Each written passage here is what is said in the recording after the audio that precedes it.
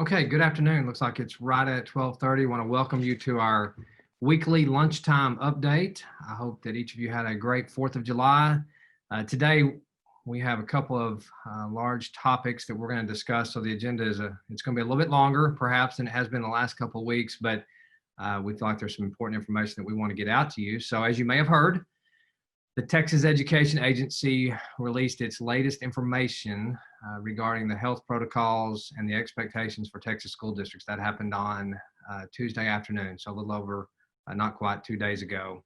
I actually have some staff members that will be joining me today to present some of this information, so they will be joining me here a little bit later on in the session, as well as we have individuals that will be monitoring the question and answer portion, as well as the questions on Facebook Live. So if you have questions or comments, you can put those in there and we will do our best to respond to those. And if we do not get to those, then we are creating an FAQ, frequently asked questions section that will be then posted to our website. So please put those in there. We will get to them as we can. And also I want to reiterate that there are probably several questions out there that we may not be able to answer yet. So as I mentioned, we received this information not quite 2 days ago. And so we are working through all the logistical aspects of opening school and what that looks like. And so there's a lot of decisions that we still have to make as a district, but we wanted to let you in on kind of what we're thinking at this point and what the direction of the district will be moving forward.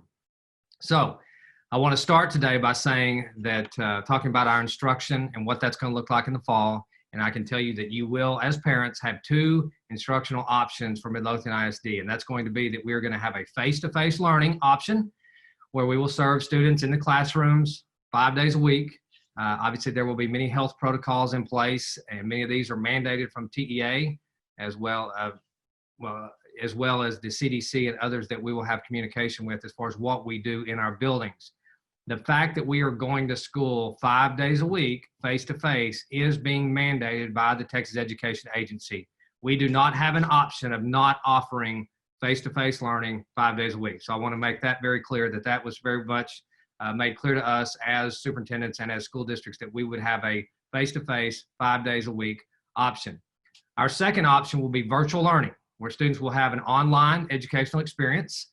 There will be a combination of live and recorded instruction that will total about 6 hours of school each day. And so this is going to be very different from what we had in the spring. There will be live options where you will be online on a regular basis with an MISD teacher teaching our MISD curriculum. So the 6 hours is a full load as they would have had in a classroom environment.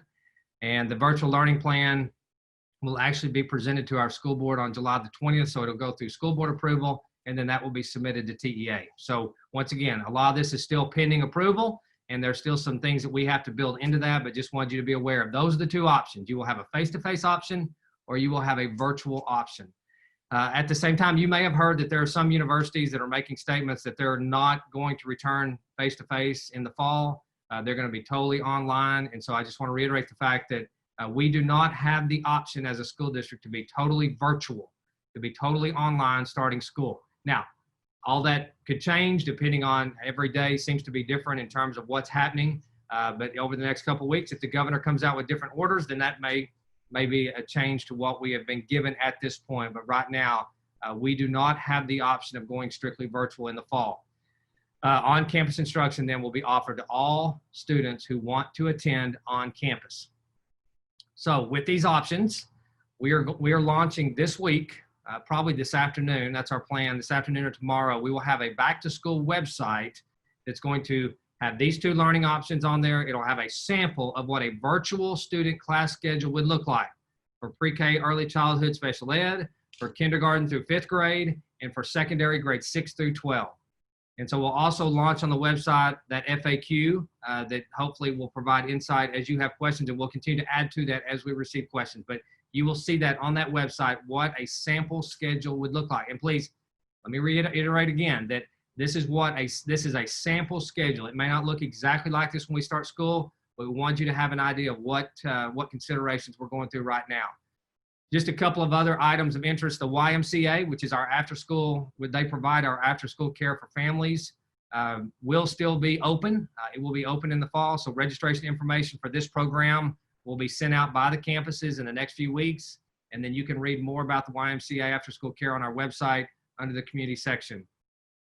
You might also be wondering, and I know there may be some teachers on this meeting today. We met with our teachers yesterday, but you may be asking, you know, how are teachers going to balance teaching face-to-face and teaching online at the same time? Our goal is that our teachers would not be teaching both. It's going to depend on truly on what our numbers are as far as students that opt for online instruction and our students that opt for face-to-face. So our choice right now is that we don't want to require teachers to teach both, but there are so many unknowns right now as far as what our makeup of students is going to be in both environments, that we cannot guarantee that there won't be some teachers here and there that have to teach online as well as face-to-face. Also, depending on COVID cases, and I kind of touched on this just a minute ago, whether locally or statewide, at any given point, if our schools were closed, then our face-to-face teachers would still then become virtual teachers based on the virtual model schedule, very much like we did in the spring, although the environment that they're in would look very different. It's because we had, as you know, in the spring, we had to do it within about 3 or 4 day time period. Our virtual instruction will look very different this year if we have to transition to that. So all that being said, we don't want our teachers to teach both, but they need to be prepared to do both in the event that we are closed down per the governor at some point during the school year. In fact, TEA has given the information to the school districts that we only have the ability, as superintendent, I only have the ability to close a campus up to 5 days as a result of COVID. So during that time, if something were to happen and we had to shut down a campus or whatever, for whatever reason related to COVID, then we could close up to 5 days, and that would be it. And that would be for extensive cleaning or things that we need to do. And so even during that time, those teachers then would be required to transition to virtual learning. And then after those, whatever that closure is, 1, 2, 3, up to 5 days, then those students would then transition back to the regular classroom after that closure. Just to give you a little more information on this, I know everybody, there's probably 100 questions out there, and I'm not looking at the Facebook Live right now, and I'm not looking at the Q&A, but I'm certain there are multiple questions. So bear with us. We're going to walk through some of what this will look like, and we'll probably answer some of your questions as we go through it. I'm going to call on Judy Walling, our Deputy Superintendent over Curriculum Instruction, as well as Nikki Nix, and she is over our secondary instruction, to join us. They're both going to discuss the sample virtual schedules. So before I turn it over to them, I just want to say one more time that these samples are designed for teachers that would be teaching only in a virtual setting. So they're designed to help our parents. They're designed to help you as parents visualize what this virtual learning experience in 2021 might look like. And I'll reiterate again, I'm sure Judy and Nikki will too, that it's not going to be the same experience that they had in the spring. So at this time, I'm going to turn it over to Judy Walling and Nikki Nix. Thank you very much. Good afternoon, everyone. This is just a sample virtual model. And so this would be done virtually. So I just want to share this with you. This is for pre-K and our early childhood special education students. And so this would be a sample schedule from 8 to 8:15. That would be synchronous. It would be whole class. They would be on live with the teacher. It would be a morning meeting, and we would cover social and emotional learning at the same time.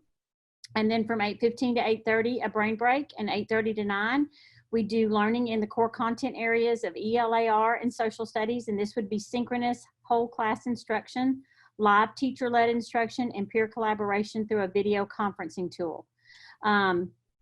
That would be from 8:30 to 9. From 9 to 10, learning in core content areas of ELAR and social studies would continue, and that would be asynchronous, so that would be doing some independent work, as well as a teacher working with small groups synchronously. So live teacher-led instruction for small groups, providing differentiated instruction. This would be approximately 20 minutes per group through video conferencing tool. And for our students who have IEPs, individual education plans, they would work on their IEPs at this time as well. From 10 to 10:30, learning in core content area would switch to math and science, and this would be synchronous whole group instruction. It would be live teacher-led. And then from 10:30 to 11:30, learning in core content areas of math and science, and this would be asynchronous, which would be independent, and synchronous, which would be small groups. And also our students who have an IEP would have an opportunity to work in small groups with the teacher. These are the expectations for synchronous learning, which is live live learning, streaming learning. Students attend virtual class on time. Students will dress appropriately as if in a school building. Students are ready to learn. Students should have a designated distraction-free quiet workspace to engage in learning. Students will show their face on the screen to engage with the teacher virtually during designated daily times, and students will participate in the daily live instruction.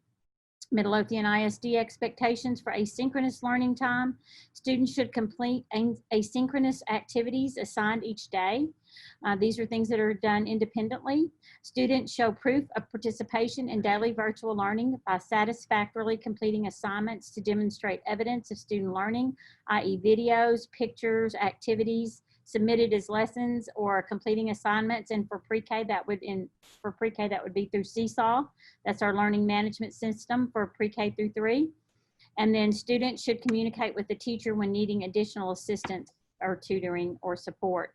The reason that we have both synchronous and asynchronous in this, what we really did in the spring was asynchronous, and we really, this is going to be very different than it was in the spring. It will be more robust, it will be more rigorous, and so that's why we feel like it's very important for students to have that live support as well as the independent process that they've already been through. But I wanted to share that with you, and now I'm going to turn it over to Mrs. Nix, who is going to share. Oh no, I'm going to do elementary. I'm sorry. I'm going to share elementary, and then she's going to share secondary. So we'll look at an elementary daily schedule. And so you'll see it looks similar in that 8 to 8:30. It's not quite, it's a little bit longer. 8 to 8:30 is a morning meeting in social emotional learning, which is synchronous whole class. 8:30 to 9:30 will be learning in core content areas of ELAR and social studies, synchronous whole class. 9:30 to 11 will be learning in core content areas of ELAR and social studies. There'll be asynchronous, which is independent, and synchronous, which is small group. And then from 11 to 11:30, elementary students, this is of course 1st through 5th grade, would have lunch. 11:30 to 12:30, learning in core content areas of math and science, synchronous whole class, live teacher-led instruction and peer collaboration. From 12:30 to 2, learning in content areas of math and science. It will be asynchronous and synchronous small groups going on at the same time. And then from 2 to 2:30, there would be intervention and enrichment. Intervention, synchronous small groups, enrichment, asynchronous independent small groups, and live teacher-led instruction and peer collaboration through video conferencing tools as needed for small groups with students who are doing IEP work. From 2:30 to 3, learning in art, music, or PE would be asynchronous, independent learning activities in Seesaw for K through 3, and in Canvas for 4 through 5. And these are the same. The only thing that I didn't already share with you in the last one is that all of our lessons in our learning management system for pre-K through 3rd grade are through Seesaw, and all of our activities with a learning management system for 4th and 5th grade are Canvas. Really, we're Canvas 4th through 12th, but since we're looking at elementary right now, that's what I wanted to share. So now I'll turn it over to Mrs. Nix to talk about secondary, sample schedule for secondary virtual learning. Thank you, Judy. Yes, for secondary, we're going to operate on an alternating A-B day schedule, not as in which classes you go to, but which classes are synchronous or asynchronous. So day 1 would be 1st, 3rd, 5th, and 7th period. Those are noted as A day. And then on a A day, 2nd, 4th, and 6th period would be asynchronous independent activities. So you can see the schedule here, A day reflecting that synchronous learning for 1st, 3rd, 5th, and 7th. And then on a B day, 2nd, 4th, and 6th would be synchronous learning, with 1st, 3rd, 5th, and 7th having asynchronous activities built into Canvas for middle school and high school students. These will follow the regular bell schedule for students. We feel like this is the easiest way for students when they switch between virtual or face-to-face learning. Should a student want to come back to the building, this plugs them right back into a schedule with teachers and helps minimize any conflicts as far as the master schedule is concerned.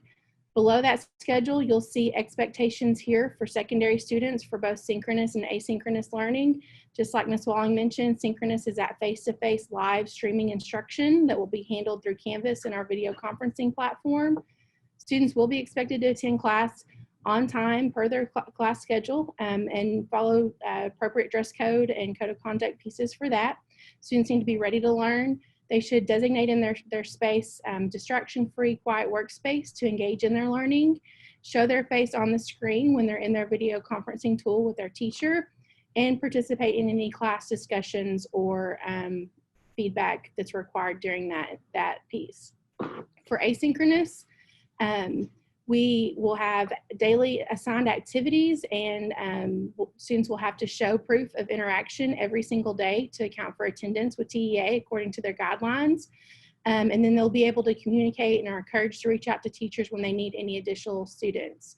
Special education, 504, and any other students in special programs will follow the same schedule as their general education students, and their guidance documents might have specific pieces from those programs with additional information for parents. So if you have questions about any of those specialized programs, reach out to your campus administrator and we'll be able to help set up plans for that. Again, like Ms. Walling mentioned, these are plans to help increase rigor and ramp up what we were doing from the spring. The spring was an emergency learning situation, and we really do want to make sure that we're following the same scope and sequence and pacing in our virtual learning classes as we are in a regular classroom face-to-face. And I will turn it back over to Dr. Ledbetter. Okay, thank you, Ms. Nix. Thank you, Ms. Walling. Once again, that was just really a sample of what it could look like, kind of what we're thinking right now. Parents, I want to let you know that you're going to be receiving a survey requesting that you make a selection of which model you would like to choose for your student based on the most current COVID-19 information. So you're going to have the choice when this goes out of selecting either face-to-face or virtual learning. I know there still may be some questions about it, and like I said, we're going to have a website which will have multiple questions and answers on there, along with some of the stuff that Ms. Nix and Ms. Walling went over. You are able to change your mind between now and August, but what we're trying to do is get a sense of where we are as a community in terms of selection so that we can begin to look at how we will work through the logistics of that for staffing. I mean, that's really what we need, this information, so that we can begin to look at training teachers for online versus those that are going to be face-to-face.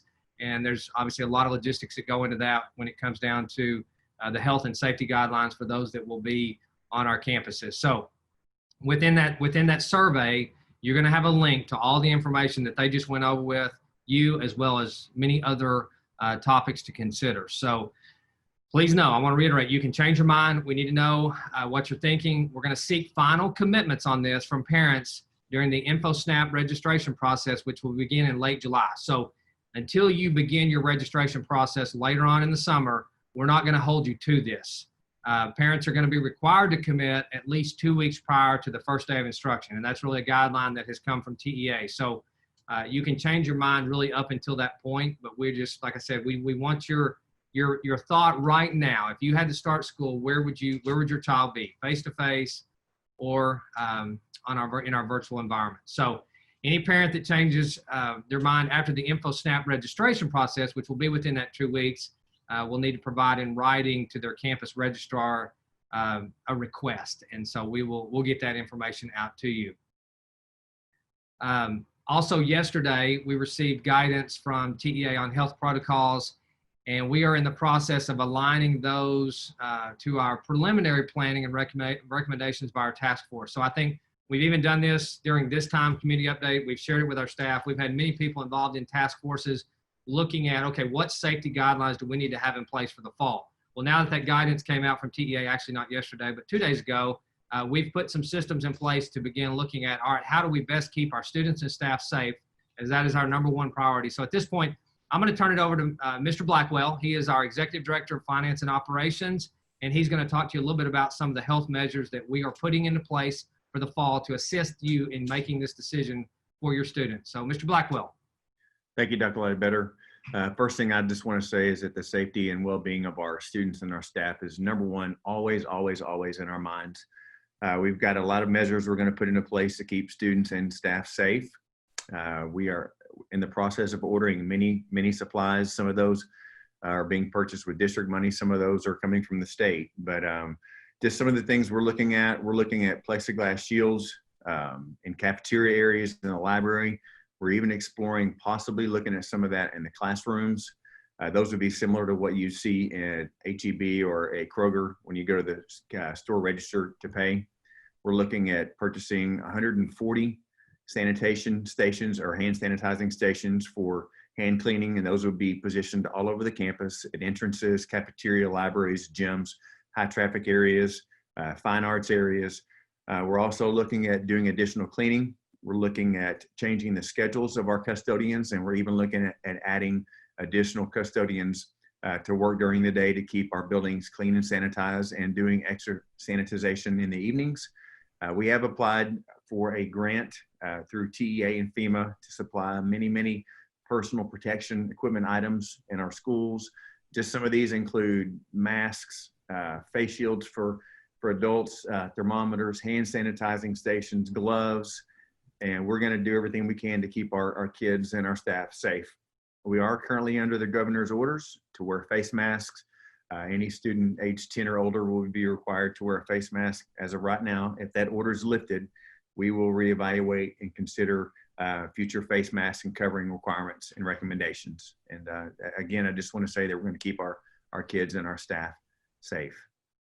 Dr. Ledbetter, back to you. Okay, thank you, Mr. Blackwell. And as you can tell, some of that we are still working through what exactly we are going to require in our buildings, and we'll be working with principals and staff to make some of those decisions. Just to reiterate Mr. Blackwell's comment about the mask coverings. Once again, we are doing that right now. If we were to start today, it would be ages 10 and up would be mandated. We are also going to have a conversation. Obviously, a lot of this is going to be going to our Board of Trustees on the 20th. And so we'll be evaluating in conversation with them what our requirements are going to be as a district, whether it's required for all students, whether do we keep it 10 and up, or whatever the case is, depending on what the governor does. If that order is lifted, then what do we as a district want to require? So we'll be working through that over the next few days, and we're going to do whatever's best to ensure the safety of our kids. So I just want to reiterate, safety is number one, and that's the priority for us. You're going to have two options between the virtual and face-to-face. This just gives you a little bit of a glimpse into what our plans are at this point. And please know, I'll reiterate, this has all been very fluid. In fact, we have a call with the Texas Education Agency again this afternoon, so things could change as we move forward. Things are changing just in the general public right now with related to COVID, the counts. And so things could change as we move forward, but we will be taking all of this planning. We'll be going to our board on July the 20th. And so we will get we'll get them in the loop, and they will take some actions on a variety of things moving forward as to what the requirements will be for us.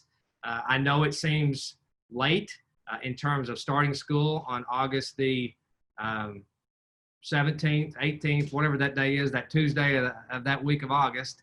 But at the same time, things have changed on a daily and weekly basis. So we want to make sure we have the latest information in making final decisions for you as parents and for our students moving forward. So that's all I'm going to say right now on the start to school piece.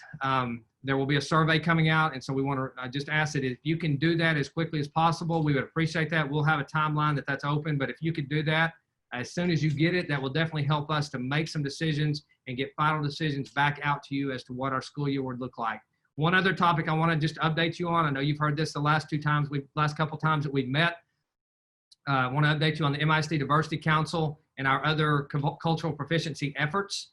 The action teams that are now a part of our Diversity Council have been working over the past 3 weeks, and they're working on really 5 main areas. That's our student code of conduct. They're reviewing our employee and student handbooks. They're looking at our dress code.